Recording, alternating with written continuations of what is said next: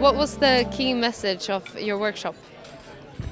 The first part of our key message is that you can collaborate with others and use other firms that are in other industries or of other size, smaller or bigger, that are more naive or more mature or more novel than you are, to accomplish an increased level of innovation.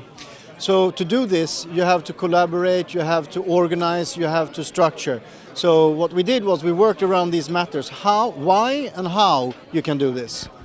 Yeah, and if I may connect to that, we talked a lot about really using the ID flow and the talent pool that are usually outside organizations, and how to arrange for that to happen and how to take care of the IDs and nurture the development of the IDs. And one way from our perspective is to use the innovation system like incubators and science parks and such in different countries. And how can the participants apply the takeaways back to their own organizations? So there were a lot of takeaways actually, and I hope that the participants will take them home with them. One of the things we tried to do was to convince our CEOs that this is the right thing to do to establish an innovation culture.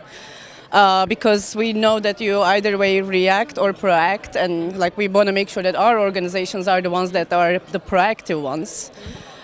So we looked at like the financial, strategic, and then HR perspectives to see like to answer the questions like why we should do that, what are the challenges. So yeah, that was the takeaway from my perspective. I know that I can convince my CEO that he's going to lose his job if he doesn't do that. Well, I think that one thing that the organizations can do is, now they've heard about the science parks and the incubators that Sweden has organized throughout the whole country. So now they know how they can interact with them, and that it's open for them to come and interact. They can place projects there, and they can collaborate with projects from these science parks and incubators. Well, another thing we're doing is that we're creating a document so that everyone can collaborate and fill out thoughts and experiences. So over the next 2 months or something like that, we'll continue to develop the takeaways so that we document this in sort of a recommendation and a methodology and an approach to this. Magnus, any last words? I think it's been very encouraging and very fun to be participating in this. This is a strong trend with corporate venturing, but I also felt in the room it was such energy and interest and engagement in these issues. It was very nice, very fun. So any good discussions that you had from the workshops that you want to point out or highlight? I think, one of the things that kept coming out was that it takes all levels of organization to be on board for innovation to actually take place. The top management is one part to convince, but then we need to create tribes of entrepreneurs in order to really establish the culture, and then let the rest of the employees know how to go about implementing it.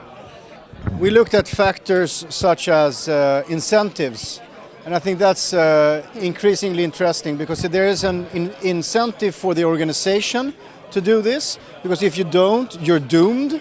And then there's an incentive for managers and an incentive for practitioners to engage and participate in this. But how do you engage entrepreneurs and entrepreneurs to collaborate with you? We need to develop even better incentives for such activities.